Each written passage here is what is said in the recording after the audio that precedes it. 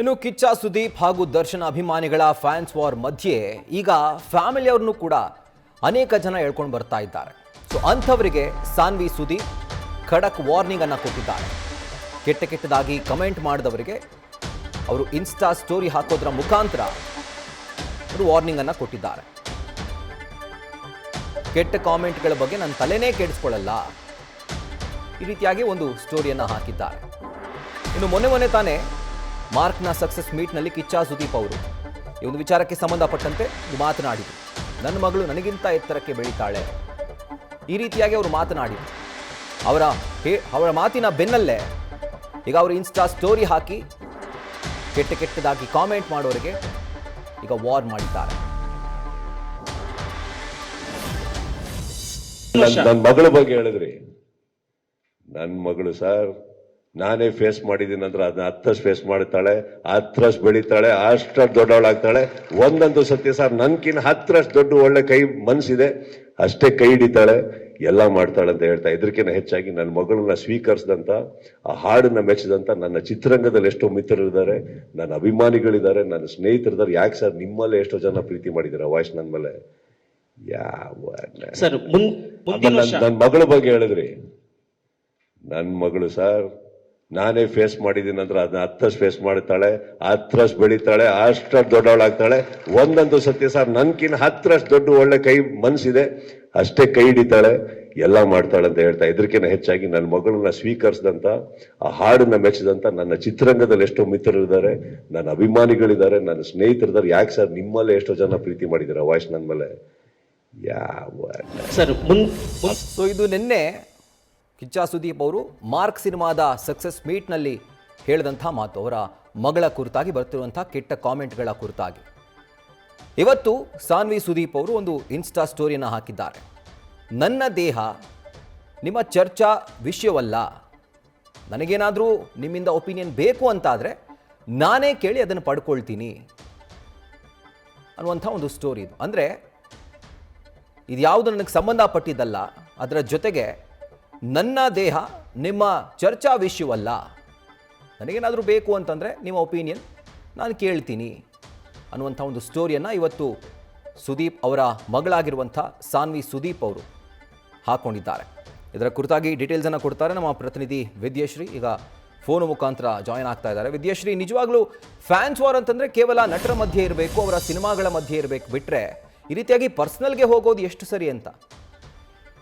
ನಿಜ ರಾಹುಲ್, ಸಾನ್ವಿ ಸುದೀಪ್ ಅವರ ಮಗಳು ಆಕೆಯ ದೇಹದ ವಿಚಾರಕ್ಕಾಗಿ ಟ್ರೋಲ್ ಮಾಡ್ತಾ ಇದ್ದಿತ್ತು, ಅಥವಾ ಆಕೆಯ ವಿರುದ್ಧ ಕಾಮೆಂಟ್ಗಳನ್ನ ಮಾಡ್ತಾ ಇದ್ದಿತ್ತು, ಅಶ್ಲೀಲವಾದಂತಹ ಕಾಮೆಂಟ್ಗಳನ್ನ ಹಾಕ್ತಾ ಇದ್ದಿತ್ತು ಇದೇ ಮೊದಲೇನಲ್ಲ. ಈ ಹಿಂದಿನಿಂದಾನು ಕೂಡ ಸಾನ್ವಿಯವರಿಗೆ ಅವರ ಬಾಡಿಯ ವಿಚಾರಕ್ಕಾಗಿ, ಅವರ ದೇಹದ ವಿಚಾರಕ್ಕಾಗಿ ಈ ರೀತಿಯಾದಂತಹ ಟ್ರೋಲಿಂಗ್ಗೆ ಆಕೆ ಗುರಿಯಾಗಿದ್ದಿದೆ. ಬಟ್ ಅವರು ಯಾವತ್ತೂ ಕೂಡ ರಿಯಾಕ್ಟ್ ಮಾಡಿರ್ಲಿಲ್ಲ ಆ ವಿಚಾರವಾಗಿ. ಈವನ್ ಸುದೀಪ್ ಅವರು ಕೂಡ ಯಾವುದೇ ವೇದಿಕೆಗಳಲ್ಲಿ ಮಗಳ ಟ್ರೋಲಿಂಗ್ ಬಗ್ಗೆ ಬಂದಾಗ ಅಥವಾ ಆ ವಿಚಾರದ ಪ್ರಸ್ತಾಪವನ್ನ ಯಾವತ್ತೂ ಅವರು ಮಾಡಿರ್ಲಿಲ್ಲ. ಅಂದ್ರೆ ಅದು ಗಂಭೀರವಾಗಿ ಪರಿಗಣಿಸುವಂತಹ ವಿಷಯನೇ ಅಲ್ಲ. ಕೆಲವೊಂದಿಷ್ಟು ವಿಚಾರಗಳನ್ನ ನಾವು ನೆಗ್ಲೆಕ್ಟ್ ಮಾಡ್ಬಿಡ್ಬೇಕು, ಇಗ್ನೋರ್ ಮಾಡ್ಬಿಡ್ಬೇಕು, ಇಲ್ಲ ಅಂತಂದ್ರೆ ನಮ್ಮ ಮಾನಸಿಕ ಒಂದು ನೆಮ್ಮದಿಯೇ ಹಾಳಾಗಿ ಹೋಗ್ಬಿಡುತ್ತೆ, ಸೋಷಿಯಲ್ ಮೀಡಿಯಾದಲ್ಲಿ ಇಂಥದ್ದೆಲ್ಲ ಇತ್ತಿತ್ತೆ ಅಂತ ಹೇಳಿ ಅದನ್ನ ಬಿಟ್ಬಿಡುವಂತಹ ಕೆಲಸ ಮಾಡಿದ್ರು, ಅಥವಾ ಅದನ್ನ ಜಾಸ್ತಿ ಗಮನಕ್ಕೆ ತೆಗೆದುಕೊಳ್ಳುವಂತಹ ಗೋಜಿಗೆ ಸುದೀಪ್ ಅವರಾಗಿ ಅಥವಾ ಸಾನ್ವಿ ಸುದೀಪ್ ಅವರಾಗಿ ಹೋಗಿರ್ಲಿಲ್ಲ.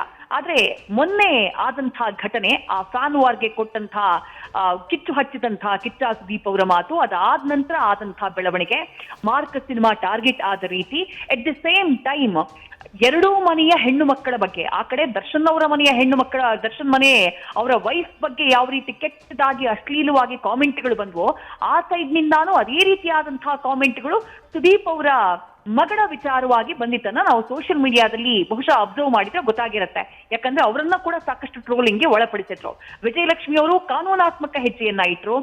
ಯಾರು ತೀರಾ ಕೆಟ್ಟದಾಗಿ ಅಶ್ಲೀಲವಾಗಿ ಅಂಡರ್ ದಿ ಬೆಲ್ಟ್ ಮೆಸೇಜ್ಗಳನ್ನ ಮಾಡಿದ್ರು, ಕಾಮೆಂಟ್ಗಳನ್ನ ಹಾಕಿದ್ರು, ಅಂತವರ ವಿರುದ್ಧ ಹೋಗಿ ಸೈಬರ್ ಕ್ರೈಮ್ ಠಾಣೆಯಲ್ಲಿ ಕಂಪ್ಲೇಂಟ್ ಅನ್ನ ಕೊಟ್ಟರು. ಕೊಡುವಂತಹ ಟೈಮ್ನಲ್ಲಿ ಅವರು ತಮ್ಮ ಸ್ಟೋರಿನಲ್ಲಿ ಮೆನ್ಷನ್ ಮಾಡಿದಂತಹ ಒಂದು ವಿಚಾರ, ಇದು ನನ್ನೊಬ್ಬಳ ಗೌರವ ಅಲ್ಲ, ಪ್ರತಿಯೊಬ್ಬ ಮಹಿಳೆಯ ಗೌರವಕ್ಕಾಗಿ ನಾನು ಈ ಕಂಪ್ಲೇಂಟ್ ಅನ್ನ ಕೊಡ್ತಾ ಇದ್ದೀನಿ ಅನ್ನುವಂಥ ಮಾತನ್ನ ಉಲ್ಲೇಖಿಸಿದ್ರು.